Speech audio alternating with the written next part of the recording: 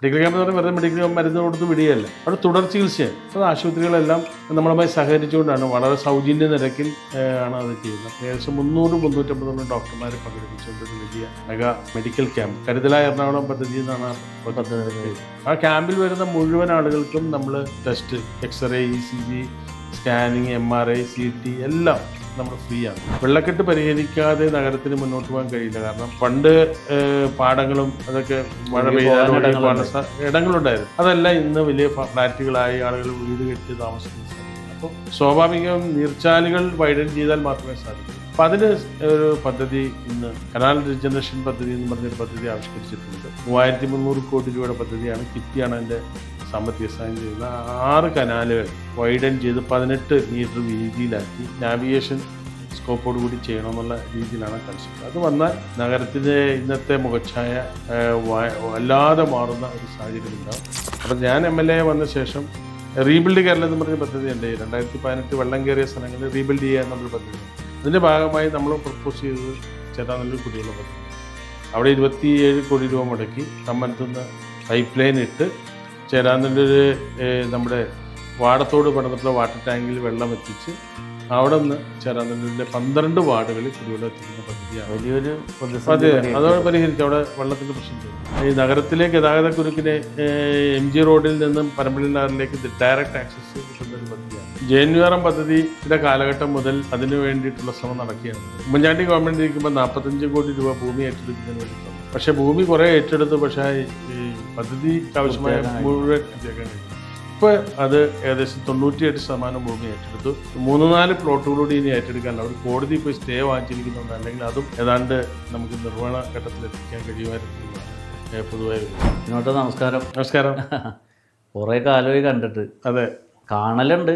ഈ ടൗണിൽ കൂടി ചീറിപ്പാഞ്ഞ് MLA ബോർഡ് വെച്ച് വണ്ടി പോണ കാണാറുണ്ട്. ഉദ്ഘാടന പരിപാടികളിൽ സംസാരിക്കണ കാണാറുണ്ട്. പരിപാടികൾക്കും സമരങ്ങൾക്കും ഒക്കെ മുമ്പിൽ കാണാറുണ്ട്. പക്ഷേ ഇത്രയും സമാധാനമായിട്ട് ഇന്നൊന്ന് വിനോദന് വർത്തമാനം പറയാൻ കിട്ടിയിട്ടില്ല. എനിക്ക് കുറേ കാര്യങ്ങൾ ചോദിക്കാനുണ്ട്.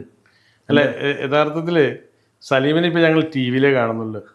കാരണം നേരത്തെ എപ്പോഴും നമ്മൾ കണ്ടുകൊണ്ടിരുന്നതാണ്, പാർട്ടി ഓഫീസിലും അവിടെ ഇവിടെയൊക്കെ കണ്ടുകൊണ്ടിരുന്നതാണ്. ഇപ്പം കാണാൻ പറ്റുന്നില്ല. ഇപ്പം മറിമായത്തിലൂടെ ഞങ്ങൾക്ക് സലീമിനെ കാണാൻ പറ്റുന്നുണ്ട്. അപ്പോൾ വിനോദനിപ്പോൾ ഒരു 7 വർഷമായി എറണാകുളത്ത് ഞങ്ങളുടെ MLA ആണ്. അപ്പോൾ MLA എന്നുള്ള നിലയിൽ വിനോദ് ചേട്ടൻ ഇപ്പോൾ 25 കൊല്ലം കോർപ്പറേഷനിലുണ്ടായി, കൗൺസിലറായിരുന്നു. ഇപ്പോൾ 7 കൊല്ലം ജനപ്രതിനിധിയായിട്ട് എറണാകുളത്തിൻ്റെ MLA ആണ്. എന്താണ് ഈ കാലയളവിൽ എറണാകുളത്ത് വിനോദന് ചെയ്യാൻ പറ്റിയിട്ടുള്ളത്, എന്തെല്ലാമാണ് നേടിയെടുത്തിട്ടുള്ളത് എന്നൊക്കെ ഒന്ന് അറിഞ്ഞാൽ കൊള്ളാമെന്നുണ്ട്. ഇപ്പോൾ പുറത്തെ ആളുകൾ നമുക്ക് ചോദിക്കുമ്പോൾ പറയാമല്ലോ വിനോദന് ഇന്നൊക്കെ ചെയ്തിട്ടുണ്ടെന്ന്. എന്താണ് വിനോദൻ്റെ ഒരു ഓർമ്മയിൽ എന്തെങ്കിലും പറയാനുള്ളത്? അല്ല, MLA എന്നുള്ള നിലയിൽ ഞാൻ നഗരത്തിലെ പ്രധാനപ്പെട്ട പല പദ്ധതികളും മുടങ്ങിക്കിടന്നിരുന്ന പല പദ്ധതികളും റിവൈവ് ചെയ്ത് അത് പ്രായോഗിക തലത്തിൽ കൊണ്ടുവരാനുള്ള ശ്രമം നടത്തിയിട്ടുണ്ട്. അതിൻ്റെ ഏറ്റവും പ്രധാനപ്പെട്ട ആയിട്ടുള്ള വടുതല ROBയാണ്. ആ പദ്ധതി ഏതാണ്ട് അസ്തമിച്ച് മുടങ്ങി പോയതാണ്. കാരണം അത് ഈ നമ്മളൊരു DPR ഉണ്ടാക്കി റെയിൽവേക്ക് സബ്മിറ്റ് ചെയ്തപ്പോൾ റെയിൽവേ അത് റിജക്റ്റ് ചെയ്തു. ഭൂമി കൂടുതൽ ഏറ്റെടുക്കണമെന്ന് പറഞ്ഞ് തടസ്സം പറഞ്ഞ്. അപ്പോൾ അവിടെ വലിയ വൻകിട കെട്ടിടങ്ങളുണ്ടായിരുന്നു. അത് എല്ലാം ഉൾപ്പെടെ ഏറ്റെടുക്കേണ്ട സാഹചര്യം വന്നപ്പോൾ അതിൻ്റെ ഇൻവെസ്റ്റ്മെൻറ്റ് വളരെ കൂടി. അപ്പോൾ അത് സ്വാഭാവികമായിട്ട് നടക്കില്ല എന്നുള്ള സാഹചര്യം വന്നു. ആ സന്ദർഭത്തിലാണ് MB എന്നുള്ളത് IB ഞാനും സംയുക്തമായി ഇടപെട്ട് റെയിൽവേയുമായി നിരന്തരമായി ചർച്ച ചെയ്ത് റെയിൽവേ കൂടി അക്സെപ്റ്റബിൾ ആയിട്ടുള്ള ഒരു പദ്ധതി നമുക്കവിടെ പ്രാവർത്തികമാക്കാൻ കഴിഞ്ഞു. അങ്ങനെ വടുതല ROB ഇന്ന് യാഥാർത്ഥ്യമായിട്ടുണ്ട്. മറ്റൊന്നാണ് പേരണ്ടൂർ വടുതല പാലം. ഞാൻ 95-ൽ കൗൺസിലറായി വരുമ്പോൾ മുതൽ ആ പാലത്തിൻ്റെ പ്രപ്പോസൽ എല്ലാ ബഡ്ജറ്റിലും അച്ചടിച്ച് വരും. പ്രായോഗികമായി വരില്ല. ഇപ്പോഴാണ് അത് അതിൻ്റെ എല്ലാ നടപടിയും CRZ-ൻ്റെ NOC എല്ലാ നടപടികളും പൂർത്തീകരിച്ച് ആദ്യം അതിൻ്റെ ഒരു അലൈൻമെൻറ്റ് ഫിക്സ് ചെയ്ത് വന്നപ്പോഴേക്കും ഈ പുഴയിൽ നിന്നുള്ള റേഡിയസ് 2 മീറ്റർ ആയിരുന്നു. അത് 4 മീറ്റർ ആക്കണമെന്ന് പറഞ്ഞു. നാവിഗേറ്റഡ് ആണുള്ളതുകൊണ്ട് അതിന് രണ്ടാമത് റിവൈസ് എസ്റ്റിമേറ്റിന് പോയി. ഏറ്റവും അവസാനം ഇപ്പോൾ അത് ടെൻഡർ കഴിഞ്ഞ് അതും യാഥാർത്ഥ്യമാവുന്ന ഒരു ഘട്ടത്തിൽ നിൽക്കുകയാണ്. മറ്റൊന്നാണ് നമുക്ക് അറ്റ്ലാന്റിസ് ROB. ഈ നഗരത്തിലെ ഗതാഗത കുരുക്കിനെ MG റോഡിൽ നിന്നും പരമ്പള്ളി നഗറിലേക്ക് ഡയറക്റ്റ് ആക്സസ് കിട്ടുന്നൊരു പദ്ധതിയാണ്. JNURM പദ്ധതിയുടെ കാലഘട്ടം മുതൽ അതിനു വേണ്ടിയിട്ടുള്ള ശ്രമം നടക്കുകയാണ് നഗരത്തിൽ. ഉമ്മൻചാണ്ടി ഗവൺമെൻറ് ഇരിക്കുമ്പോൾ 45 കോടി രൂപ ഭൂമി ഏറ്റെടുക്കുന്നതിന് വേണ്ടി തന്നു. പക്ഷേ ഭൂമി കുറേ ഏറ്റെടുത്തു, പക്ഷേ ഈ പദ്ധതിക്ക് ആവശ്യമായ മുഴുവൻ പൂർത്തിയാക്കാൻ കഴിഞ്ഞത്. ഇപ്പോൾ അത് ഏകദേശം 98% ഭൂമി ഏറ്റെടുത്തു. 3-4 പ്ലോട്ടുകളൂടി ഇനി ഏറ്റെടുക്കാനുണ്ട്. അവർ കോടതി പോയി സ്റ്റേ വാങ്ങിച്ചിരിക്കുന്നുണ്ട്, അല്ലെങ്കിൽ അതും ഏതാണ്ട് നമുക്ക് നിർവ്വഹണ ഘട്ടത്തിൽ എത്തിക്കാൻ കഴിയുമായിരുന്നു എന്നുള്ളതാണ് എൻ്റെ പൊതുവായ ഒരു ഇത്. മറ്റൊന്നാണ് KSRTC bus stand. KSRTC bus stand നഗരത്തിൻ്റെ ഒരു മുഖമാണ്. 30,000 പാസഞ്ചേഴ്സാണ് ഡെയിലി KSRTC വന്നു പോയിക്കൊണ്ടിരിക്കുന്നത്. ഏത് മഴ പെയ്യുമ്പോഴും സോഷ്യൽ മീഡിയയിലും പത്രങ്ങളിലും എല്ലാം ആദ്യം വരുന്ന നഗരത്തെക്കുറിച്ചുള്ള വാർത്ത KSRTC സ്റ്റാൻഡാണ്. അപ്പോൾ അത് എന്ത് ചെയ്യണമെന്നതിനെക്കുറിച്ച് ദീർഘകാലമായി ഇങ്ങനെ പല ചർച്ചയാണ്. അപ്പോൾ കൊച്ചി സ്മാർട്ട് സിറ്റി മിഷൻ്റെ ഭാഗമായി അതിനുള്ള ഫണ്ട് തരണമെന്നുള്ള ആവശ്യവുമായി നമ്മൾ ഇറങ്ങി. ഏറ്റവും അവസാനം ഒരു 12 കോടി രൂപ അവർ സാങ്ഷൻ ചെയ്തു. പക്ഷേ പല തടസ്സങ്ങൾ കാരണം ആ പദ്ധതി യാഥാർത്ഥ്യമാക്കാൻ വന്ന സന്ദർഭത്തിൽ സ്മാർട്ട് സിറ്റിയുടെ കാലാവധി കഴിഞ്ഞു, അതുകൊണ്ട് അവർ പണം തരില്ല എന്ന് പറഞ്ഞു. ഇപ്പോൾ സംസ്ഥാന ഗവൺമെൻറ് മന്ത്രിയെ ഞാനവിടെ കൊണ്ടുപോയി, മന്ത്രി അതിനുള്ള ഫണ്ട് തരാമെന്ന് പറഞ്ഞാൽ അതിൻ്റെ DPR പ്രിപ്പറേഷനിൽ നിൽക്കുകയാണ്. അത് ഫണ്ട് കിട്ടുമെന്നുള്ള പ്രതീക്ഷ മുന്നോട്ട് പോകുന്നു. അതോടൊപ്പം തന്നെ നിലവിലുള്ള സ്റ്റാൻഡ് നമ്മൾ ഉയർത്തി 2 അടി ഉയർത്തി വെള്ളം കയറാത്ത രീതിയിൽ ഏറ്റവും അതിൻ്റെ ശോചനീയാവസ്ഥ പരിഹരിക്കുന്നതിനുള്ള നടപടികൾ ഏകദേശം 1 കോടി രൂപ BPCLൻ്റെയും എൻ്റെ 76 ലക്ഷം രൂപ MLA ഫണ്ടും അതുപോലെ തന്നെ നമ്മുടെ ജിയോജിത്തിൻ്റെ ഒരു CSR ഫണ്ടും എല്ലാം കളക്ട് ചെയ്ത് ആ ബസ് സ്റ്റാൻഡ് നവീകരിക്കുന്ന ജോലി ഏറ്റവും വൃത്തിയുള്ള ഒരു നിലവിലുള്ള പുതിയ സ്റ്റാൻഡ് വരുന്നവരെ ഈ സ്റ്റാൻഡ് ഉപയോഗിക്കാൻ പറ്റുന്ന രീതിയിൽ ഏറ്റവും വൃത്തിയുള്ള ഒരു സ്റ്റാൻഡാക്കി മാറ്റുന്നതിനുള്ള നടപടി സ്വീകരിക്കുക. അതോടൊപ്പം തന്നെയാണ് നമ്മുടെ താന്തോന്നി തുരുത്ത്. അവിടെ അറിയാമല്ലോ, സലീമിന് അറിയാമല്ലോ, 10-80ഓളം കുടുംബങ്ങൾ താമസിക്കുന്ന സ്ഥലമാണ്. വേനൽക്കാലമായാലും വർഷകാലമായാലും അവരുടെ വീടുകളിൽ വെള്ളം കയറും. അവരൊരു ചിരകാല അഭിലാഷമായിരുന്നു ഔട്ടർ ബണ്ട് നിർമ്മിക്കുക എന്നുള്ളത്. ഒരുപാട് കാലഘട്ടത്തിലാണ്. അപ്പോൾ അതിന് ഔട്ടർ ബണ്ട് നിർമ്മിക്കുന്നതിന് ഒരു 2012 മുതൽ ഫണ്ട് അനുവദിച്ചാണ്. പക്ഷെ അത് പ്രായോഗികമായി ഇംപ്ലിമെൻ്റ് ചെയ്യാൻ വരുമ്പോൾ ഓരോരോ തടസ്സങ്ങൾ വന്നു, നീണ്ടു പോയി. ഗവൺമെൻറ്റിൻ്റെ ഈ അലോട്ട് ചെയ്ത ഫണ്ടിൻ്റെ ഉത്തരവ് ഒരു 3 വർഷത്തിൽ നടപ്പാക്കില്ല, ക്യാൻസലായിപ്പോൾ. ഞാൻ വന്ന ശേഷം അത് രണ്ടാമത് റിവൈവ് ചെയ്തു. ഇപ്പോൾ അതിൻ്റെ CRZ ക്ലിയറൻസ് കിട്ടി. ഇപ്പോൾ ടെൻഡർ ചെയ്ത് വർക്ക് ഏകദേശം 150 മീറ്ററോളം വർക്ക് ആരംഭിച്ചിട്ടുണ്ട്. ഇനി ബാക്കിയുള്ള 2ാം ഘട്ടം ഫണ്ട് അനുവദിക്കുന്നതിനുള്ള നടപടി ഇന്നും നാളെയൊക്കെ ആയിട്ട് അതിൻ്റെ ചർച്ചകൾ ആരംഭിച്ചിട്ടുണ്ട്. ഇത്തരം വളർന്നൊരു നഗരത്തിന് ഫ്യൂച്ചറിൽ എങ്ങനെ ഒന്നുകൂടി ഡെവലപ്പ് ചെയ്യാനാണ് വിനോദൻ്റെ ചിന്തകളിലുള്ളത്? എന്താണ് നമുക്കിവിടെ വരേണ്ടത്? എന്നെ സംബന്ധിച്ചിടത്തോളം നഗരത്തിൽ വരുന്ന ജനങ്ങൾക്ക് സൗകര്യപ്രദമായ പൊതു ഇടങ്ങളുണ്ടാകണം. കാരണം വൈകുന്നേരങ്ങളിൽ നമുക്കറിയാം ഇപ്പോൾ ഫ്ലാറ്റ് സംസ്കാരമാണ് നമ്മുടെ വീടുകളിൽ താമസിക്കുന്ന ഫ്ലാറ്റുകളിൽ ഇരിക്കുന്ന ആളുകൾക്ക് വൈകുന്നേരങ്ങളിൽ പൊതുസ്ഥലങ്ങളിൽ വന്നിരിക്കാനായിട്ടുള്ള പൊതു ഇടങ്ങൾ വളരെ കുറവ്. നമ്മൾ ചേരാനല്ലൂർ കണ്ണംകുളം അവിടെ നമ്മളൊരു കാട് പിടിച്ച് കിടന്ന ഒരു കുളമാണത്. അത് നമ്മൾ നീറ്റാക്കി പഞ്ചായത്തിൻ്റെയും അതുപോലെ തന്നെ കേന്ദ്ര ഗവൺമെൻറ് എല്ലാ സഹായത്തോടെ MLA ഫണ്ട് എല്ലാ സഹായത്തോടുകൂടി ഇന്നോട് ഒരു വലിയ പൊതു ഇടമായി മാറി. വൈകുന്നേരങ്ങളിൽ വലിയ ആൾക്കൂട്ടമാണ് അവിടെ. ചെറിയ കലാപരിപാടികൾ എല്ലാ ദിവസവും അവിടെ അരങ്ങേറിയത് എന്നതുപോലെയുള്ള പൊതു സ്ഥലങ്ങൾ. ഇപ്പോൾ ചിറ്റൂർ പാലത്തിന് സമീപം ഇതേപോലെ കാട് പിടിച്ച് വേസ്റ്റ് തള്ളിയിരുന്ന സ്ഥലമാണ്. അവിടെ നമ്മൾ ഒരു ഓപ്പൺ ജിമ്മും ആളുകൾക്ക് പൊതുപരിപാടി അവതരിപ്പിക്കാനുള്ള സൗകര്യവും ചെയ്തു. ഇപ്പോൾ നമ്മൾ കസ്തൂർബാ നഗർ പരമ്പൽനാർ തെക്കേറ്റം അവിടെ മനോഹരമായ ഒരു പൊതു ഇടം ആളുകൾക്ക് വന്നിരിക്കാനും സംസാരിക്കാനും ബാറ്റ് കളിക്കാനും ജിമ്മിൽ ചെയ്യാനും എല്ലാ സൗകര്യങ്ങളും ഉണ്ട്. അങ്ങനെയുള്ള പൊതു ഇടങ്ങൾ പരമാവധി പ്രോത്സാഹിപ്പിക്കുക എന്നുള്ളതാണ് MLA എന്നുള്ളതിൻ്റെ ഒരു കൺസെപ്റ്റ്. രണ്ടാമത് നമുക്കറിയാം നഗരം ഏറ്റവും നല്ല രീതിയിൽ ശുചിത്വമുള്ളൊരു നഗരമായി മാറണം. അപ്പോൾ നഗരത്തിൽ ഏറ്റവും ഗുരുതരമായി ഇന്ന് അനുഭവപ്പെടുന്ന ഏറ്റവും പ്രശ്നം വെള്ളക്കെട്ടാണ്. വെള്ളക്കെട്ട് പരിഹരിക്കാതെ നഗരത്തിന് മുന്നോട്ട് പോകാൻ കഴിയില്ല. കാരണം ഇനി പണ്ട് പാടങ്ങളും അതൊക്കെ മഴ പെയ്താലും ഇടങ്ങളുണ്ടായിരുന്നു. അതല്ല ഇന്ന് വലിയ ഫ്ലാറ്റുകളായി ആളുകൾ വീട് കെട്ടി താമസിക്കുന്ന സാഹചര്യമാണ്. അപ്പോൾ സ്വാഭാവികം നീർച്ചാലുകൾ വൈഡൻ ചെയ്താൽ മാത്രമേ സാധിക്കുകയുള്ളൂ. അപ്പോൾ അതിന് ഒരു പദ്ധതി ഇന്ന് കനാൽ റിജനറേഷൻ പദ്ധതി എന്ന് പറഞ്ഞൊരു പദ്ധതി ആവിഷ്കരിച്ചിട്ടുണ്ട്. 3300 കോടി രൂപയുടെ പദ്ധതിയാണ്. കിഫ്ബിയാണ് അതിൻ്റെ സാമ്പത്തിക സഹായം ചെയ്യുന്ന 6 കനാലുകൾ വൈഡൻ ചെയ്ത് 18 മീറ്റർ വീതിയിലാക്കി നാവിഗേഷൻ സ്കോപ്പോട് കൂടി ചെയ്യണമെന്നുള്ള രീതിയിലാണ് കൺസെപ്റ്റ്. അത് വന്നാൽ നഗരത്തിൻ്റെ ഇന്നത്തെ മുഖച്ഛായ വല്ലാതെ മാറുന്ന ഒരു സാഹചര്യം ഉണ്ടാകും. അത് യാഥാർത്ഥ്യമാക്കുക എന്നുള്ളതാണ് എൻ്റെ നടത്തുന്നതിൻ്റെ ഒരു പ്രധാന വിഷയം.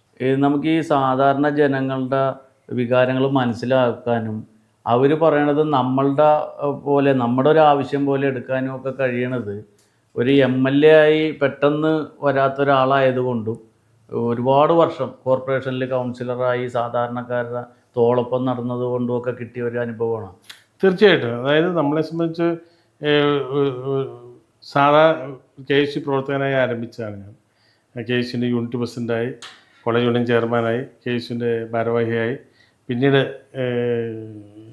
യൂത്ത് കോൺഗ്രസിൻ്റെ ഭാരവാഹിയായിരിക്കുമ്പോൾ ഞാൻ കൗൺസിലറാകുന്നത്.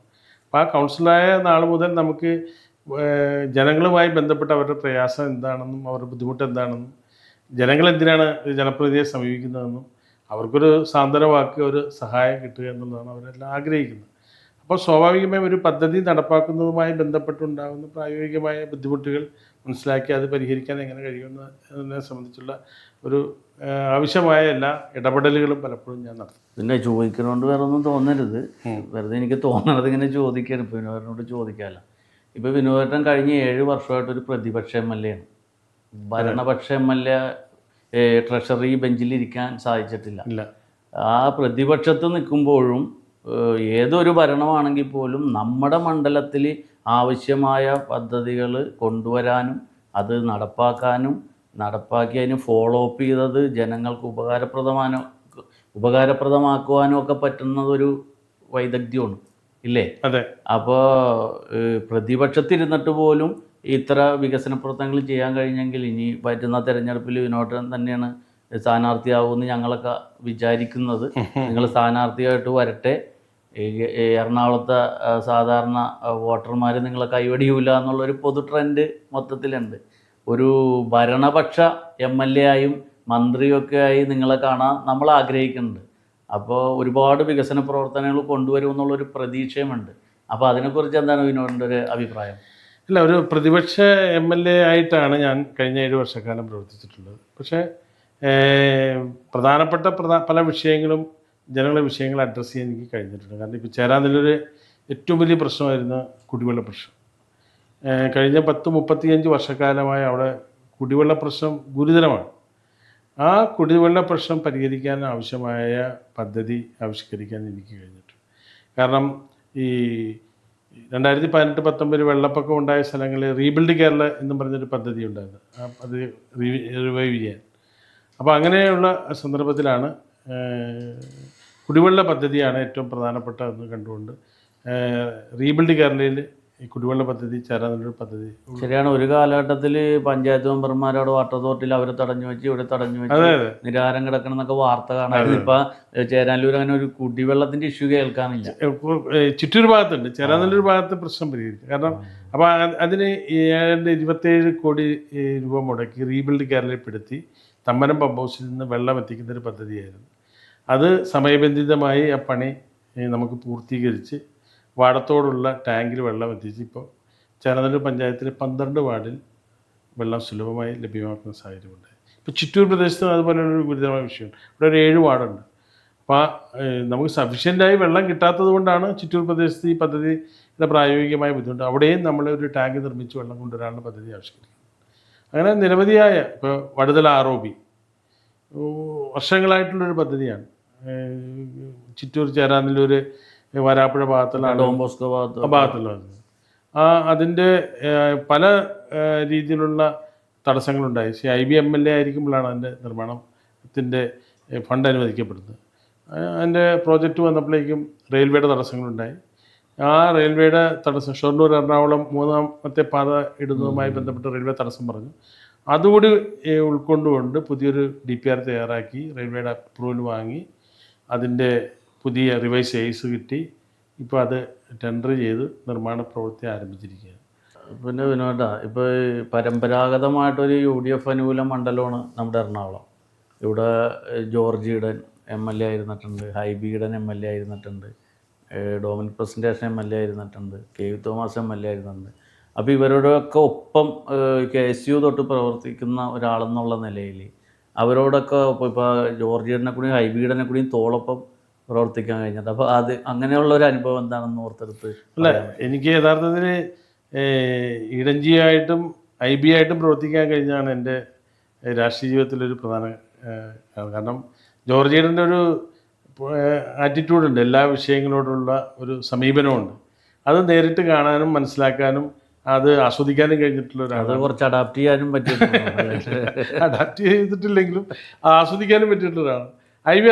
ഐ ബി എന്നുള്ളതിൽ MLA ആയിരുന്നപ്പോഴും MP ആയിരുന്നപ്പോഴും ഒരു വിദ്യാർത്ഥി രാഷ്ട്രീയ പ്രവർത്തനമായിരുന്നപ്പോഴും IBയുമായി വളരെ അടുത്ത് ഒരു ജ്യേഷ്ഠ സഹോദരനെ പോലെ പ്രവർത്തിക്കാൻ കഴിഞ്ഞിട്ടുണ്ട്. തീർച്ചയായും ഞങ്ങൾ വളരെ സമരസപ്പെട്ടാണ് മുന്നോട്ട് പോയിക്കൊണ്ടിരിക്കുന്നത്. അത് നമുക്ക് കാണാനും കഴിയുന്നുണ്ട്. പിന്നെ ഈ ഔട്ട് ഓഫ് സിലബസ് ആയിട്ടേ ഇപ്പോൾ ഒരു MLA എന്ന് പറഞ്ഞാൽ നമ്മുടെയൊക്കെ ഒരു അനുഭവം എന്ന് പറഞ്ഞാൽ റോഡ്, പാലം, കുടിവെള്ളം, വൈദ്യുതി അങ്ങനെയൊക്കെയാണ്. ഇപ്പോൾ ആ വൃത്തത്തിൻ്റെ ഉള്ളിൽ നിന്ന് പുറത്ത് ചാടിയിട്ട് ഇപ്പോൾ ലഹരിക്കെതിരെയുള്ള ക്യാമ്പയിൻ, സ്പോർട്സ് താരങ്ങളെ വാർത്തെടുക്കാനുള്ള ഒരു ഉദ്യമം, അതുപോലെ സ്കൂളുകളിൽ ഉച്ചഭക്ഷണ പരിപാടി, medical camp, good morning Ernakulam, medical camp, ഇങ്ങനെ ഒട്ടനവധി പദ്ധതികൾ. ഇത് എവിടെയെങ്കിലും ആളുകളെ ബോധിപ്പിക്കാൻ വേണ്ടി നടത്തുകയല്ല, അത് വളരെ പരസ്യം ചെയ്ത് ജനാകർഷകമായി അത്തരം സെലിബ്രിറ്റികളെയൊക്കെ പങ്കെടുപ്പിച്ചുകൊണ്ടുള്ള പദ്ധതികൾ. ഇത്തരം പദ്ധതികൾ നമ്മുടെ ഇതുപോലുള്ള ഒരു മഹാനഗരത്തിൽ നടത്തുന്നതിൻ്റെ ഒരു സാമ്പത്തിക ബാധ്യതയും ബുദ്ധിമുട്ടും ഒക്കെ നമുക്ക് മനസ്സിലാവും. ഇതെങ്ങനെ ഇത്രയും പദ്ധതികൾ സർക്കാരിൻ്റെ സഹായമില്ലാതെ വിനോദേട്ടന് എറണാകുളത്ത് നടപ്പാക്കാൻ പറ്റണം? അല്ല, നമുക്കറിയാം നമ്മുടെ കുട്ടികളെ സംബന്ധിച്ചിടത്തോളം ഇന്ന് അവർ വല്ലാത്ത ഒരു സാമൂഹ്യ സാഹചര്യത്തിലാണ് ജീവിക്കുന്നത്. കാരണം അറിഞ്ഞോ അറിയാതെ തെറ്റിലേക്ക് വഴുതി വീഴുന്നൊരു പശ്ചാത്തലമുണ്ട്. അപ്പം അത് ലഹരിക്ക് അടിമപ്പെടുന്നു എന്നുള്ളതാണ് യാഥാർത്ഥ്യം. നമ്മൾ കാണുന്നത് പോലെയല്ല നമ്മുടെ കുഞ്ഞുങ്ങൾ. അപ്പോൾ അതുകൊണ്ട് അവരെ അതിൽ നിന്ന് മോചിപ്പിക്കുക എന്നുള്ള ഉദ്ദേശത്തിലാണ് നമ്മൾ അഡിക്റ്റഡ് ടു ഫുട്ബോൾ എന്നുള്ള, ഫുട്ബോളാണ് ലഹരി എന്നുള്ള രീതിയിലൊരു ക്യാപ്ഷനോട് കൂടി നമ്മൾ ഈ ഹൈസ്കൂൾ വിദ്യാർത്ഥികളെ അതുപോലെ +2 വിദ്യാർത്ഥികളെയൊക്കെ പങ്കെടുപ്പിച്ചുകൊണ്ട് ഒരു ഫുട്ബോൾ ടൂർണമെൻറ്റ് 4 എഡിഷനായിട്ട് നടത്തുന്നുണ്ട്. പിന്നെ അതുകൂടാതെ നമുക്കറിയാം കുട്ടികളെ സംബന്ധിച്ചിടത്തോളം അവർക്ക് വീട്ടിൽ നിന്ന് വരുമ്പോൾ മാതാപിതാക്കന്മാരെല്ലാം വലിയ തിരക്കിലാണ്.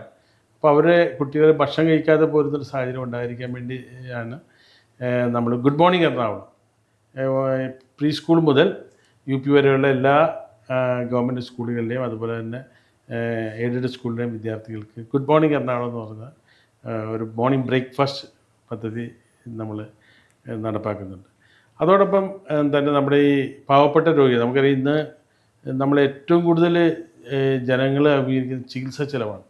ഇപ്പോൾ MLA എന്നുള്ള നിലയിൽ എനിക്ക് ഏറ്റവും കൂടുതൽ സഹായിക്കേണ്ടി വരുന്നത് ഈ ചികിത്സാ ചെലവിനാണ്. ഡെയിലി ജനലാശുപത്രിയുമായി ബന്ധപ്പെട്ട് അവിടുത്തെ ചികിത്സാ സൗകര്യം പ്രയോജനപ്പെടുത്താൻ വേണ്ടി വിളിക്കാത്ത ദിവസങ്ങളില്ല. ഇന്നിപ്പോൾ രാവിലെ തന്നെ ഒരു 4-5 പേരെങ്കിലും എന്നെ വിളിച്ചിട്ടുണ്ട്, ഓരോ ആവശ്യങ്ങൾക്ക് വേണ്ടിയാണ്. അപ്പോൾ സ്വാഭാവികമായും അതിന് പരിഹാരം ഉണ്ടാക്കുക എന്നുള്ള ഉദ്ദേശത്തിലാണ് നമ്മളൊരു എറണാകുളത്തെ മുഴുവൻ ആശുപത്രികളുടെ ഡോക്ടർമാരെയും പാരാമെഡിക്കൽ സ്റ്റാഫിനെ ഏകദേശം 300-350 ഡോക്ടർമാരെ പങ്കെടുപ്പിച്ചുകൊണ്ടൊരു വലിയ മെഗാ മെഡിക്കൽ ക്യാമ്പ്, കരുതലായ എറണാകുളം പദ്ധതി എന്നാണ് ആ പദ്ധതിയുടെ പേര്.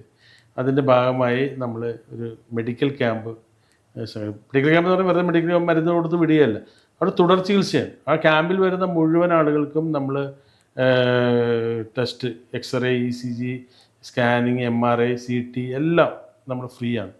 പിന്നെ അതിൻ്റെ ഏറ്റവും അർഹരായ രോഗികളെ കണ്ടെത്തി അവർക്ക് തുടർ ചികിത്സ നമ്മൾ ചെയ്യുന്നുണ്ട്. അപ്പോൾ ആശുപത്രികളെല്ലാം നമ്മളുമായി സഹകരിച്ചുകൊണ്ടാണ് വളരെ സൗജന്യ നിരക്കിൽ ആണ് അത് ചെയ്യുന്നത്. അപ്പോൾ ഇത് ഒരു സാമൂഹ്യ MLA എന്നുള്ളത് വികസനം മാത്രമല്ല, അവരുടെ ഒരു സോഷ്യൽ കമ്മിറ്റ്മെൻ്റ് ആയിട്ടുള്ള എല്ലാ മേഖലകളിലും നമ്മൾ കടന്നു ചെല്ലുക എന്നുള്ളതാണ്. അത് നമ്മൾ ആത്മാർത്ഥമായ ഒരു ഇടപെടൽ സത്യസന്ധമായി നടത്തുന്നുണ്ട് എന്നുള്ളതാണ്. അതിലൊരുപാട് സംതൃപ്തരാണ് ജനങ്ങൾ. പിന്നെ എല്ലാ വർഷവും +2, SSLC, ഉന്നത വിദ്യാഭ്യാസം മികച്ച വിജയം നേടുന്നവരെ MLA അവാർഡ് ആദരിക്കൽ, അത്തരമുള്ള പരിപാടികളും ഉണ്ടല്ലോ. അതെല്ലാ വർഷവും നടത്തുന്നുണ്ട്. അത് നമ്മുടെ നഗരത്തിൽ ഏകദേശം ഒരു 1000-1500ഓളം കുട്ടികൾ SSLC +2 പരീക്ഷയിൽ എല്ലാ വിഷയങ്ങൾക്കും A+ കിട്ടിയ കുട്ടികളെ എല്ലാ വർഷവും നമ്മൾ MLA അവാർഡ്. അപ്പോൾ ഈ നമ്മുടെ മണ്ഡലത്തിലുള്ള വികസന പ്രവർത്തനങ്ങളും ഒക്കെ സാധാരണ ജനങ്ങളെ ചേർത്ത് പിടിക്കലും ഒക്കെ മുഴുവൻ സമയ ഒരു MLA എന്നുള്ള നിലയിൽ ആളുകൾക്ക് ആക്സസബിൾ ആകണതും ഒക്കെ. പക്ഷേ വിനോദേട്ടനെ കുറിച്ചുള്ളൊരു ചെറിയ പരാതിയെ അതിപ്പോൾ ശ്രദ്ധപ്പെടുത്തുന്നതുകൊണ്ട് കുഴപ്പമില്ലല്ലോ. ഗൗരവക്കാരനാണ് നിങ്ങളെന്നാണ് എല്ലാവരും പറയുന്നത്. അങ്ങനെ കാണുന്നവരോടൊക്കെ ചിരിക്കില്ല, ഭയങ്കര ഗൗരവമാണ്. എന്നൊക്കെയാണ് പറയുന്നത്. പക്ഷേ വിനോദേട്ടനെ അടുത്തറിയാവുന്ന എന്നെ പോലുള്ളവർക്കറിയാം, നിങ്ങളുടെ കൂടെ വണ്ടിയിൽ സഞ്ചരിച്ചാൽ നിങ്ങളുടെ സൗഹൃദ വലയത്തിലുള്ളവരെയൊക്കെ കിട്ടിയാൽ നിങ്ങൾ ഭയങ്കര തമാശകളാണ് പറയണം. ചിലപ്പോൾ മറിമായത്തിനെ കാണാൻ വെല്ലുന്ന തമാശകളൊക്കെ നിങ്ങളിരിക്കുന്ന സൗഹൃദ സദസ്സിൽ നിന്ന് ജനിക്കാറുണ്ട്. അപ്പോൾ അങ്ങനെ പറയണതിൽ വല്ല അർത്ഥമുണ്ടോ? ചിരിക്കണതിന് വല്ല ക്ഷാമമുണ്ടോ? ഇല്ല, ഒന്നുമില്ല. ഞാൻ എല്ലാ ദിവസവും രാവിലെ 6 മണിക്ക് ജവഹർലാൽ നെഹ്റു സ്റ്റേഡിയത്തിൽ ചെല്ലും. രാവിലെ ഒരു 3/4 മണിക്കൂർ നടക്കും. അവിടെ ഒരു 10,000 പേരെങ്കിലും ഒരു ദിവസം രാവിലെ നടക്കാൻ പറ്റും. എല്ലാവരെയും കണ്ട് വിഷ് ചെയ്താണ് പോകുന്നത്. പിന്നെ എപ്പോഴും ചിരിച്ചോണ്ടിരിക്കാൻ പറ്റത്തില്ല, ചിരിക്കുമ്പോഴേ ചിരിക്കാറുള്ളൂ. ആവശ്യക്കാർ വന്നാൽ നമ്മളിപ്പോൾ വെറുതെ ചിരിച്ച് തോളത്ത് തട്ടി കല്യാണ വീട്ടിൽ പോണേലും ഒക്കെ നല്ലത് ഒരാളൊരു വേദനയായിട്ട് ഒരു പ്രശ്നമായിട്ട് വരുമ്പോൾ അത് സ്വന്തം കാര്യം പോലെ ചെയ്തു കൊടുക്കുന്നതാണ് ഏറ്റവും വലിയ കാര്യം. അല്ല, ഞാൻ ചിരിക്കാറില്ല എന്ന് പറയാൻ പറ്റത്തില്ല, അത്യാവശ്യത്തിനൊക്കെ ചിരിക്കും. പിന്നെ അല്ല, നമ്മളുടെ ടെൻഷനും നമ്മൾ ഈ ഫോളോ അപ്പും കാര്യങ്ങളൊക്കെ ആയിട്ട് ആ പോണ സമയത്ത് ചിലപ്പോൾ പറ്റിയെന്ന് വരില്ല. മനുഷ്യനല്ലേ, MLA എന്ന് പറഞ്ഞ് ഇതിങ്ങനെ വെച്ചുകൊണ്ടിരിക്കാൻ പറ്റില്ലല്ലോ. കാരണം ആളുകൾ ശീലിച്ചു പോയ ഒരു കാര്യമുണ്ട്. മറ്റു പുള്ളി എന്നെ കണ്ടപ്പോൾ ചിരിച്ചേട്ടാ, പക്ഷെ ആ പറയണവൻ വേറൊരു കാര്യത്തിന് വന്നപ്പോൾ നടന്നില്ലെങ്കിലും കുഴപ്പമില്ല. നമുക്കിവിടെ നേരെ തിരിച്ചായതുകൊണ്ട് അത് വലിയ കാര്യമുള്ള കാര്യമല്ല. എനിക്ക് സ്വാതന്ത്ര്യം ഉള്ളതുകൊണ്ട് തീർച്ചയായിട്ടും ഞാൻ യഥാർത്ഥത്തിൽ അങ്ങനെ ഒരു ഗൗരവക്കാരനൊന്നും അല്ല. അത്യാവശ്യം ഗൗരവക്കാരനായിരുന്നെങ്കിൽ 25 കൊല്ലം കോർപ്പറേഷനിൽ ഇരിക്കാൻ പറ്റില്ല. ഒരു ഗൗരവക്കാരനും പറ്റില്ല. അതുപോലെ 2 തവണ ഇവിടുന്ന് ബൈ ഇലക്ഷന് മലവെള്ളപ്പൊക്കം വന്ന ഇലക്ഷന് ആളുകൾ വോട്ട് ചെയ്യാൻ പോലും വരാൻ പറ്റാത്ത സമയത്താണ് വിനോദൻ തിരഞ്ഞെടുക്കപ്പെട്ടത്. അപ്പോൾ അതെ, അത് ജനഹൃദയങ്ങളിൽ ഉള്ളത് കൊണ്ടാണ്. പിന്നെ എപ്പോഴെങ്കിലും ഉച്ചക്ക് വല്ല പനമ്പള്ളിയാറിലെ ഹോംലി ഫുഡ് ഉള്ളിടത്ത് വിനോദനെ കാണാം. ഉച്ചക്ക് മീൻ കറി കിട്ടിയില്ലെങ്കിൽ മാത്രമേ വയലന്റ് ആവുള്ളൂ എന്ന് എനിക്ക് തോന്നുന്നു. അപ്പൊ എപ്പോഴത്തെയാണ് നല്ല ഫുഡ് കിട്ടുന്നതെന്ന് പറഞ്ഞാൽ വിനോദം പോയി കഴിക്കും. ഒരു ചെറിയ മീൻചാറും ഒരു ചോറും അത്രയും മാത്രമേ ആഗ്രഹിക്കുള്ളൂ. അത് വൃത്തിയായിട്ട് കിട്ടുകയും വേണം. പിന്നെ ഞാൻ സലീമിനെ കുറിച്ച് ചോദിക്കട്ടെ, എങ്ങനെ ഈ മറിമായത്തിലേക്ക് വന്നു? ഒന്നും പറയണ്ട വിനോദേട്ടാ, ഞാൻ രാഷ്ട്രീയ പഞ്ചായത്ത് മെമ്പറായി മണ്ഡലം പ്രസിഡന്റാക്കി നടന്ന് അതൊക്കെ ഏറ്റവും നല്ല പ്രായമൊക്കെ ഇത് പറഞ്ഞ പോലെ നടന്ന്. പക്ഷെ ഒരാളും നമ്മളെ കല്യാണമൊക്കെ കഴിച്ച് ബാധ്യതയൊക്കെ ജീവിക്കാൻ പറ്റൂല എന്ന് എനിക്ക് മനസ്സിലായത് വൈകിപ്പോയി. അപ്പം നല്ല പ്രായവും കഴിഞ്ഞ്. അപ്പം എൻ്റെ കൂടെ പഠിച്ചവരൊക്കെ നല്ല ഉദ്യോഗസ്ഥരുമായി, കൂലിപ്പണിക്ക് പോയവരൊക്കെ മേസരിയുമായി. എനിക്കാണെങ്കിൽ ഒന്നും അറിയാനും പാടില്ല. ഭാര്യയും മക്കളും ഒക്കെ ഇപ്പോൾ ചേട്ടന്മാരും ഒക്കെ വേറെ താമസിച്ച് ഉമ്മയും വാപ്പയും മരിച്ചു പോയപ്പോൾ പട്ടിണിക്കേടായി. പിന്നെ നമ്മ ഇതുപോലെ കുമ്മായത്തിൽ വീണ പോലെ കതറും തേച്ചിട്ട് ഇങ്ങനെ വന്ന മണ്ഡലം പ്രസിഡന്റ് കൂടുതൽ ആകെ കിട്ടണത് ബഹുമാനപ്പെട്ട അധ്യക്ഷൻ കിട്ടും. അതും കേട്ടിട്ട് വീട്ടിൽ പോയി കിടന്നുറങ്ങണം. വേറെ വരുമാനമൊന്നുമില്ല. വലിയ വിദ്യാഭ്യാസവും കിട്ടിയില്ല, അടിസ്ഥാന വിദ്യാഭ്യാസമേ ഉള്ളൂ. അപ്പോൾ പിന്നെ അറിയാവുന്നത് സ്കൂളിലൊക്കെ ചെറിയ മിമിക്രി അതും ഇതും നാടകമൊക്കെ കളിച്ചൊരു സാധനം ഉള്ളത്. അങ്ങനെ തന്നെയാണ് മഴവിൽ മനോരമ തുടങ്ങണമെന്ന് ഒരു ഇത് കിട്ടി. എന്തെങ്കിലും ജോലിക്ക് പോകണമല്ലോ. അപ്പോൾ ശ്രീകണ്ഠൻ സാറാണെന്ന് അതിൻ്റെ ക്യാപ്റ്റൻ 24. ഞാനപ്പോൾ ഒരു സിനിമാലയിലൊക്കെ പണ്ട് സ്ക്രിപ്റ്റ് എഴുതിയിട്ടുണ്ട്, സിനിമാലയിലൊക്കെ അഭിനയിച്ചിട്ടുണ്ട്, ഡയാന ചേച്ചിയോട് അസോസിയേറ്റ് ആയിട്ടൊക്കെ നിന്നിട്ടുണ്ട്. ആ ഒരു എക്സ്പീരിയൻസ് വെച്ച് ഞാനൊരു സ്ക്രിപ്റ്റ് എഴുതിക്കൊണ്ട് മനോരമയിൽ ചെന്ന് അവർക്ക് അത് കണ്ടപ്പോൾ അതിൽ എന്തൊക്കെ ഉണ്ട് ഇവന് ഉപയോഗിക്കാൻ കൊള്ളാമെന്ന് തോന്നി. അപ്പോൾ മറിമായം എന്ന് പറഞ്ഞൊരു പ്രോഗ്രാം അവർ ആലോചിക്കുന്നുണ്ട്. അപ്പോൾ അതിൻ്റെ ഒരു ഡയറക്ടർ ഉണ്ണികൃഷ്ണനാണ്, ഉണ്ണികൃഷ്ണൻ എന്ന് പറഞ്ഞിട്ട് ഒരാളാണ്. അപ്പോൾ ശ്രീകണ്ഠൻ സാറ് പറഞ്ഞു, ഈ ഹ്യൂമർ പ്രോഗ്രാം കൈകാര്യം ചെയ്യണത് ഉണ്ണികൃഷ്ണനാണ്, സലീമൊന്ന് ചെന്ന് സംസാരിച്ചോന്ന് പറഞ്ഞു. പുള്ളിനോട് ഞാൻ സംസാരിച്ചപ്പോൾ ഞാൻ എഴുതിക്കൊണ്ടുപോയ പാറ്റേൺ അല്ല അവിടെ വേണ്ടത്. നമ്മീ പരമ്പരാഗതമായിട്ടുള്ള ഒരു തമാശ ഇതൊക്കെ ആ ഒരു ട്രാക്കിൽ കിടക്കുകയല്ല. അത് ഇപ്പോൾ പുള്ളി ഇതല്ല നമ്മൾ ഉദ്ദേശിക്കുന്നത്, ഒരു പണി ചെയ്യുന്നു, നീ എൻ്റെ കൂടെ നിന്നോ എന്നും പറഞ്ഞിട്ട് അന്ന് പുള്ളി എന്നെ കൂടെ നിർത്തുകയും ആ മറിമായത്തിൻ്റെ രൂപീകരണ സമയത്ത് ഉണ്ടാവുകയും അതിൻ്റെ സ്ക്രിപ്റ്റ് എഴുതുകയും അതിൻ്റെ അസോസിയേറ്റായൊക്കെ നിൽക്കുകയൊക്കെ ചെയ്ത് അങ്ങനെയാണ് മറിമായത്തിലെത്തണത്. അങ്ങനെ ഒരു ദിവസം ഒരു നടൻ വന്നില്ല, പറഞ്ഞിട്ട് ആ സമയത്ത് വന്നില്ല. അപ്പോൾ പറഞ്ഞ ഒരു പണി, ഇപ്പോൾ വേറെ മാർഗ്ഗമൊന്നുമില്ല, നീ അതങ്ങോട്ട് ചെയ്തോ എന്ന് പറഞ്ഞൊരു ചെറിയ സാധനം, ഒരു വില്ലേജ് ഓഫീസറുടെ മേശപ്പുറത്തൊരു ചായ കൊണ്ടുപോയി വെച്ചിട്ട് എന്തോ ഒരു പറയണ ഒരു കൊച്ചു സീനായിരുന്നു. എനിക്കപ്പോൾ ഒരു വൈക്ലബ്യൊക്കെ ഉണ്ട്, അന്നത്തെ എപ്പിസോഡ് കണ്ടാൽ അറിയാം. എനിക്കങ്ങനെ അഭിനയിക്കാനുള്ള ഒരു ആത്മവിശ്വാസമൊന്നും അന്ന് ഉണ്ടായില്ല, പുറകിൽ നിൽക്കുന്ന സംവിധാനം ചെയ്യണമെന്നൊക്കെ ഉള്ളൂ. ഞാൻ ഈ ചായ ഗ്ലാസ് കൊണ്ടുപോയി വെച്ചിട്ട് ഇപ്പോൾ പുള്ളി എന്തോ ചോദിച്ചു അവിടെ ഇരുന്ന്, ഞാൻ തിരിച്ചു പറഞ്ഞ്, പുള്ളി പിന്നെയും ചോദിച്ചു, ഞാൻ തിരിച്ചു. ഈ രണ്ടും കൗണ്ടറായിരുന്നു. ആ വീണ സാധനം വൈറലായി, അത് കറക്റ്റായിരുന്നു. പിന്നെ അന്ന് തൊട്ട് ഇന്ന് വരെ ദൈവം സഹായിച്ച് 15 വർഷമായിട്ട് അതിൽ എത്ര എപ്പിസോഡായി? ഇപ്പോൾ ഒരു 1000 അടുക്കാറായിട്ടുണ്ട്. പക്ഷെ എങ്കിലും നിങ്ങൾ ഈ സാധാരണ ഈ വില്ലേജ് ഓഫീസുമായി ബന്ധപ്പെട്ട അല്ലെങ്കിൽ അതുമായി ബന്ധപ്പെട്ടുള്ള സ്ക്രിപ്റ്റാണ് കൂടുതലും വരുന്നത്. അതെന്താണ് ഈ ഓഫീസുകളിൽ ഒന്നാമത്തെ സാധാരണക്കാരൻ്റെ ഒരു പക്ഷം പറയാൻ ആരും ഇല്ല ആ സമയത്ത്. ഈ വേദനകൾ എല്ലാവർക്കും അറിയാം. പക്ഷേ ഇവൻ്റെ ദുഃഖവും പറയണം, അവൻ്റെ ധാർഷ്ട്യവും കാണിക്കണം. അവനും മനസ്സിലാവണം ഞാൻ ചെയ്യണത് ശരിയല്ല, ഞാൻ ഈ സർക്കാരിൻ്റെ ശമ്പളം മേടിച്ചിട്ട് അവർക്ക് സേവനം ചെയ്യേണ്ട ആളല്ലേ, എന്തിനാണ് ഞാൻ അവരോട് കുതിര കയറണം, എന്തിനാണ് അവരോട് കൈക്കൂലി മേടിക്കണമെന്ന് ഇവനും തോന്നണം. സാധാരണക്കാരൻ്റെ ഒരു വേദന അറിയാൻ വേണം. അത്തരത്തിലുള്ളൊരു ചിന്തയാണ് അങ്ങനെ ഒരു ഓഫീസ് സംവിധാനത്തിൽ അത് തുടങ്ങിയത്. സ്ഥിരമായ വീട് തന്നെയാണോ അത്? അത് മനോരമയുടെ സ്റ്റുഡിയോ ഉണ്ടായിരുന്നു, അതിൻ്റെ അകത്താണ് ഓഫീസൊക്കെ ഇങ്ങനെ സെറ്റ് ഇട്ടിട്ടുണ്ട്. വീട് തൊട്ട അടുത്തുള്ള അയൽവക്കത്തുള്ള വീടുകളിൽ അതേ വീട് തന്നെ കാണിക്കുന്നത്. അത് തൊട്ടപ്പുറത്താണ് അങ്ങനെ എടുത്ത് വെക്കാനുള്ള. പിന്നെ ആ വീടും ഒരു ക്യാരക്ടറായി മാറി. ഇപ്പൊ മലയാളി മനസ്സിൽ ആ വീടുണ്ട്. അങ്ങനെയാണ് മറിമായത്തിൽ എത്തിപ്പെട്ടത്. പിന്നെ ഈ ടീം എങ്ങനെ നിങ്ങൾ ഫോം ചെയ്തെടുത്തു? ഈ ഒരു ഫോം അത് വന്നു ചേർന്നതാണ്. എല്ലാവരും അതങ്ങനെ വന്നു ചേരുകയും പിന്നെ ജാടയില്ലാത്ത വലിയ അലമ്പുകളില്ലാത്തൊരു ടീമാണ്. ഇപ്പോൾ വിനോദേട്ടൻ ഇത്തിരി സീനിയറാണ്. അപ്പം ഞാൻ ചെന്ന് വലുത് ചെയ്താൽ നിങ്ങൾക്ക് കുഴപ്പമില്ല, നീ അത് ചെയ്തോടാന്ന് പറഞ്ഞ് സപ്പോർട്ട് ചെയ്യും. ആര് വന്ന് എന്ത് ചെയ്താലും തമ്മിൽ പങ്കിട്ടെടുത്ത് അതിൻ്റെ മൊത്തത്തിലുള്ള റിസൾട്ടാണ്. ഇതൊരു ടീം വിജയമാണിത്. കാരണം ഇപ്പോൾ 2 വലിയ നടന്മാരുണ്ടെങ്കിൽ ചെറിയ ആളുകൾ അവൻ്റെ മുകളിൽ കയറി പറയിപ്പിക്കും. കുറേ പുതിയ ആളുകളെ കൂടി ഇപ്പോൾ കുറേ പേരൊക്കെ ഇന്റർവ്യൂ ചെയ്തെടുത്ത് ചെറുതായിട്ട് ഞങ്ങൾക്കൊക്കെ പ്രായമായിട്ട് തന്നെയല്ല. അപ്പം ഇത് കൊണ്ട് നടക്കാൻ ആളുകൾ വേണ്ടേ. അപ്പൊ നിങ്ങളുടെ ടീം അത് ഗംഭീര ടീമാണ്. അത് കേരളത്തിൽ നിന്ന് വന്നു ചേർന്നതാണ്. എല്ലാ ജില്ലയിൽ നിന്നും ഓരോരുത്തരാണ്. കാസർഗോഡ്, കണ്ണൂര്, പാലക്കാട്, തൃശ്ശൂർ, തിരുവനന്തപുരം, എറണാകുളം. മൊയ്തു കോഴിക്കോടാണ്. വിനോദ് കോവൂർ എന്ന പേര്. അപ്പൊ അങ്ങനെ ഒരു വന്ന് ചേർന്നതാണത്. പിന്നെ അത് ജനപക്ഷത്ത് നിൽക്കുന്ന ആളുകൾക്ക് ഇഷ്ടപ്പെടണം. ജനം അതൊരു ടെൻഷൻ റിലീഫ് ക്യാപ്സൂളായിട്ട് ഒരുപാട് പ്രവാസികളും വലിയ ജഡ്ജിമാരടക്കം ആരും കാണാതെ നമ്മളെയൊക്കെ വിളിച്ച് അഭിനന്ദിച്ചിട്ടുണ്ട്. കാരണം ഇവര് ജോലി സംഭവത്തിൻ്റെ ഇടയിൽ ഇത് 2 കണ്ടിട്ടാ കിടക്കണേന്നാ പറയണ. ഗുളിക പോലെ രാത്രി ഇത് 2 കണ്ട് ചിരിച്ചിട്ടാ കിടക്കണേന്ന് പറയണം. ചില ആളുകൾ പറയും ഞങ്ങൾ ഇത് കണ്ടിട്ടേ ചോറ് തിന്നാറുള്ളൂ. ഞാൻ പറയും നിങ്ങളത് കാണുന്നതുകൊണ്ടാണ് ഞാൻ ചോറ് തിന്നണത്.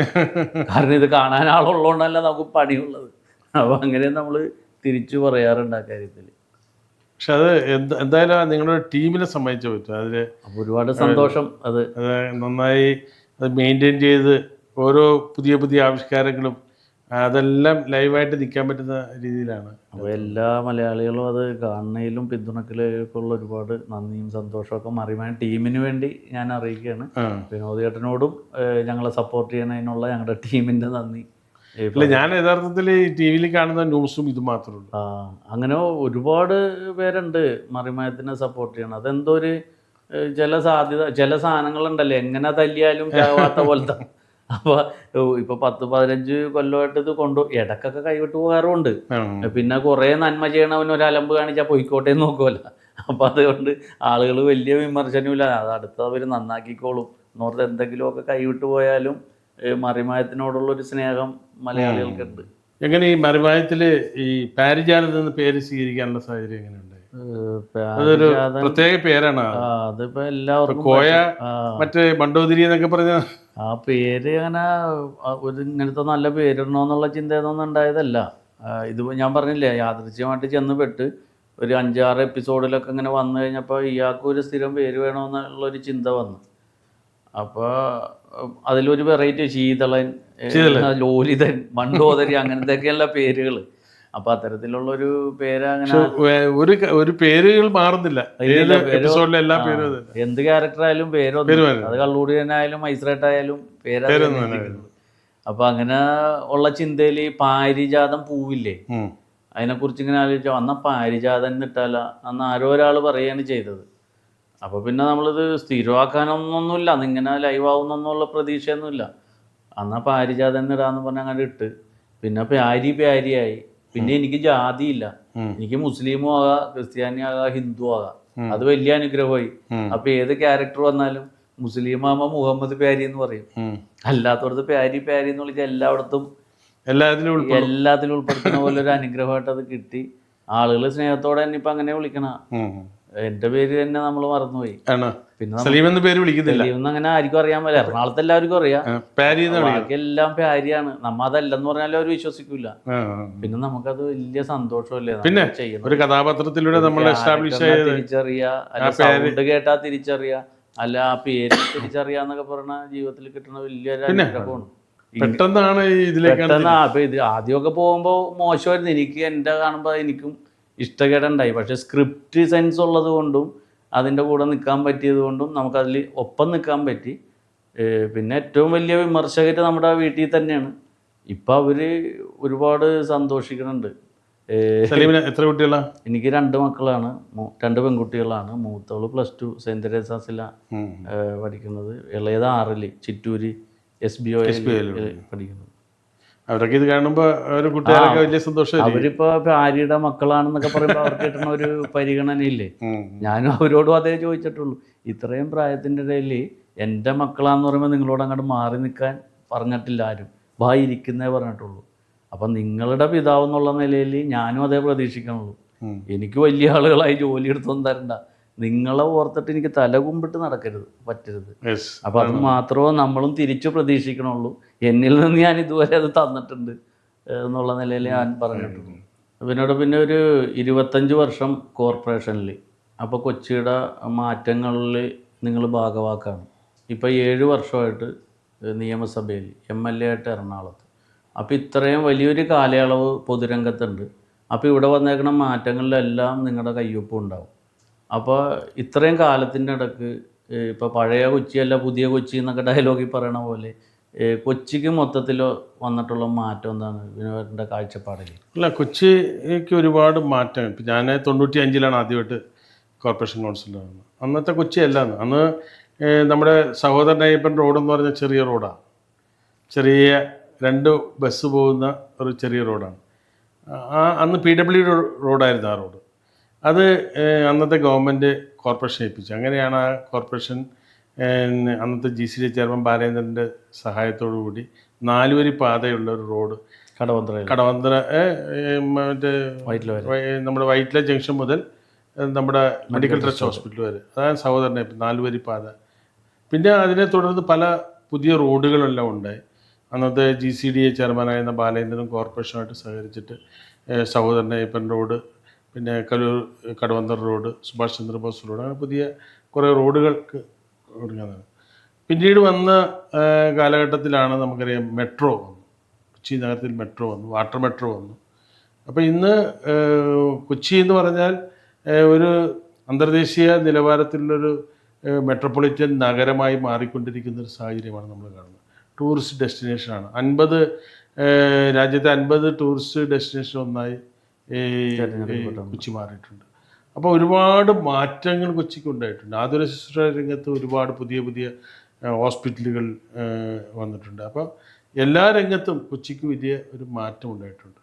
അപ്പോൾ ആ മാറ്റത്തിനനുസൃതമായ വളർച്ച കൊച്ചിക്ക് ഉണ്ടാകേണ്ടതായിട്ടുണ്ട്. പിന്നെ നമ്മുടെ നഗരത്തിലുള്ളൊരു പ്രധാന പ്രശ്നമായി ഈ കോർപ്പറേഷനാണ് അതിന് ഇത് എടുക്കുന്നത്. കാരണം ഒരു സ്ഥലത്തും പാർക്ക് ചെയ്യാൻ പറ്റില്ല. കാരണം റോഡ് ബ്ലോക്കാണ്, തിരക്കാണ്, ജനത്തിരക്കാണ്. പക്ഷേ എവിടെയെങ്കിലും ഇത്തിരി സ്ഥലമുണ്ടെങ്കിൽ 2 വീലർ കൊണ്ടുവച്ചാൽ അപ്പം വേഗമായിട്ട് നിൽക്കുകയാണ്. 25 രൂപ 5 രൂപ. പോലീസുകാരല്ല, ഇത് ടോൾ പിരിവ്. ഇത് കൊടുത്തേക്കാണ്. ആകെ മുട്ടത്തൂച്ചി കുത്താൻ സ്ഥലമില്ല. നമ്മൾ മേടിച്ച വണ്ടി 15 കൊല്ലത്തെ ടാക്സും അടച്ചിട്ടേക്കണം. ഇത് റോഡ് ഒരു ശ്രീധർ തിയേറ്ററിൽ ഒരു പടം കാണാൻ ചെല്ലാൻ പറ്റില്ല. അല്ലെങ്കിൽ ബ്രോഡ്വേ എന്നൊരു സാധനം മേടിച്ചിട്ട് വരുമ്പോഴേക്കും പോലീസ് മറ്റേ മഞ്ഞ സ്റ്റിക്കർ ഒട്ടിച്ച് വെച്ചിട്ടുണ്ടാവും. ഇതിപ്പോൾ പൊതുജനങ്ങളുടെ വലിയൊരു പ്രശ്നമാണ്. വിനോദനെ കൊണ്ട് പരിഹരിക്കാൻ പറ്റുമോ എന്നാൽ അതിന് ഒരു മറുപടി. അതിനകത്തുള്ള വിഷയം, നമ്മുടെ നഗരം ഒരു പ്ലാന്റഡ് സിറ്റി അല്ല, സ്വയമേവ വളർന്നു വന്ന ഒരു നഗരമാണ്. അപ്പോൾ അതിൻ്റെതായ പരിമിതികളും പരാതികളും ഉണ്ട്. ഇപ്പോൾ ഒരു കെട്ടിടം കെട്ടിടത്തിൽ പണിയുമ്പോൾ അതിൻ്റെ ഉള്ള പാർക്കിംഗ് ഏരിയ ഉണ്ടാകണം. പക്ഷേ ആ പാർക്കിംഗ് ഏരിയകൾ പലപ്പോഴും നമുക്ക് അതേപോലെ സംരക്ഷിക്കാൻ കഴിയാതെ പോകുന്നു എന്നുള്ളത് അത് മുറിച്ച് വേറെ കടമുറിയായി പോകും. അപ്പോൾ സ്വാഭാവികമായും പാർക്കിംഗ് ഇന്ന് നഗരം നേരിടുന്നൊരു പ്രധാന അതിനൊരു സംവിധാനം ഇപ്പോൾ നമ്മുടെ കോർപ്പറേഷനൊക്കെ വന്നേക്കണം. അവർക്ക് യഥാർത്ഥത്തിൽ ഗവൺമെൻറ് ലാൻഡുകളും പ്രൈവറ്റ് ലാൻഡുകളും എടുത്ത് പാർക്കിങ്ങിനുള്ള ഫെസിലിറ്റി ഉണ്ടാക്കി കൊടുക്കേണ്ടത് അത്യന്താപേക്ഷിതമാണ്. അത് നഗരസഭയുമായി ബന്ധപ്പെട്ട് ചെയ്യേണ്ട ഒരു വിഷയമാണ്. ഇവരിപ്പോൾ ഒരു ഇച്ചിരി സ്ഥലം കിട്ടിക്കഴിഞ്ഞാൽ അവിടുന്ന് എങ്ങനെയെങ്കിലും വരുമാനം ഉണ്ടാക്കാൻ നോക്കാതെ ജന പക്ഷത്ത് നിന്നിട്ട് ഒരു ശ്വാസം വിടാനുള്ള ഒരു സ്ഥലമെങ്കിലും അവർക്ക് കൊടുത്തിട്ട് ബാക്കിയുള്ളത് ഇതാക്കിക്കോ. ഇപ്പം ഏതെങ്കിലും ബിൽഡിങ്ങിൻ്റെ മുമ്പിലാണെങ്കിലും കടകളുടെ മുമ്പിൽ അവരൊരു വള്ളി അങ്ങോട്ട് കെട്ടി വെക്കും, അതിൻ്റെ മുമ്പിൽ കൊണ്ടുപോയിടാതിരിക്കും. അപ്പോൾ അതുകൊണ്ട് ശ്വാസം മുട്ടയാണ് ബ്രോഡ്വേ, മേനക, അതുപോലുള്ള മറൈൻ ഡ്രൈവിലൊക്കെ കുറെ പാർക്കിംഗ് കൊടുക്കുന്നുണ്ട്. ഉണ്ട്, അതൊക്കെ. അതിപ്പോൾ കാറും വലിയ സംവിധാനങ്ങളായിട്ട് വന്നവർ അവിടെ കൊണ്ടുപോയിട്ടിട്ട് പൈസയും കൊടുത്തോട്ടെ. ഇത് കുഞ്ഞു സ്കൂട്ടറോ സൈക്കിളായിട്ട് ഉണ്ടെന്നാൽ പോലും വെക്കാനോ ഒരു കടയിൽ കയറി മേടിച്ചിട്ട് വരുമ്പോഴേക്കും മഞ്ഞ സ്റ്റിക്കർ ഉണ്ടാവും. അത് ഇതിപ്പോ ഒരു പൊതുജനം നമ്മളോട് പറയണേന്ന് മറിമായം ചെയ്യണോട്ടെ നിങ്ങൾ, നമുക്ക് ജീവിക്കാൻ സമ്മതിക്കണില്ല എന്നൊക്കെ പറഞ്ഞിട്ട്. അപ്പോൾ അത്തരം ജനങ്ങൾക്ക് 2 വീലറാണ് ഞാൻ ഉദ്ദേശിക്കണം. ചെറിയൊരു 2 വീലർ വെക്കണ പാർക്കിൻ്റെ അവിടെ പോലും ലേലം ചെയ്ത് കൊടുത്തേക്കാണ്. അപ്പോൾ ഇവിടെ ജീവിക്കണ്ട ജനം എന്നുള്ളൊരു ജനം തിരഞ്ഞെടുത്തവരാണ് നമ്മൾ ഉപദ്രവിക്കണം. അപ്പൊ അത് ഹയർ അത്തരം ജനങ്ങൾക്ക് ബുദ്ധിമുട്ടുള്ള വിഷയങ്ങളുണ്ടെങ്കിൽ നമുക്കത് ശ്രദ്ധയിൽപ്പെടുത്തണം, അത് പരിഹരിക്കാൻ വേണം. കുറച്ച് സ്ഥലം ബാക്കി കാറ് വലിയ വണ്ടികളൊക്കെ. പ്രധാന വിഷയം എന്ന് വെച്ചിട്ടുണ്ടെങ്കിൽ ഒരു പാർക്കിംഗ് സ്പേസ് കിട്ടിയാൽ കച്ചവടക്കാര് കടവുടമ അവന്റെ വണ്ടി രാവിലെ കൊണ്ട് വെച്ചാൽ വൈകുന്നേരം വരെ അവിടെ ഇരുത്തൂല. അതാണ് പ്രശ്നം. വണ്ടിയും വെപ്പിക്കൂല. ഇവന്റെ ഒരു പരിപാടിയൊക്കെ വരാൻ നേരത്ത് ഒരു സ്ഥലത്ത് ഇടിക്കൂല. പോലീസും മറ്റേ ഹോം ഗാർഡും ഇവരൊക്കെ അങ്ങാടും ഏതാണ്ട് വേറെ രാജ്യത്ത് വന്ന പോലെയാണ് നമ്മൾ വട്ടം ചുറ്റിക്കണം. സലീം പറഞ്ഞ കാര്യം നമുക്ക് ശ്രദ്ധപ്പെടുത്താം ഇങ്ങനെയുള്ള വിഷയങ്ങൾ. അപ്പൊ നമ്മുടെ ഈ കോർപ്പറേഷൻ കൗൺസിലിൽ എന്തെങ്കിലും നിങ്ങൾ നിർദ്ദേശമൊക്കെ കൊടുക്കുമ്പോൾ അത്തരം ഒരു കാര്യം, ഇതൊരു സാധാരണ ജനത്തിന്റെ ഒരു ആവശ്യമാണ്. അപ്പൊ അതും കൂടി ശ്രദ്ധയിൽപ്പെടുത്തണം. നമ്മുടെ നാടും മനോഹരമാകട്ടെ, ജനങ്ങള് അവനവന്റെ നാട്ടിൽ സന്തോഷമായിട്ട് ജീവിക്കാൻ പറ്റട്ടെ. അപ്പൊ ഇനിയും അടുത്ത തെരഞ്ഞെടുപ്പിലും വിനോദൻ എറണാകുളത്ത് സ്ഥാനാർത്ഥിയാകട്ടെ. സ്ഥാനാർത്ഥിയായിട്ട് ഗംഭീര ഭൂരിപക്ഷത്തോടെ വിജയിക്കട്ടെ. വിജയിച്ചൊരു മന്ത്രിയായി വരാൻ ഞങ്ങൾ പ്രാർത്ഥിക്കുന്നു, ആഗ്രഹിക്കുന്നു. അപ്പോൾ എല്ലാവിധ ആശംസകളും. നന്ദി, നമസ്കാരം. Thank you.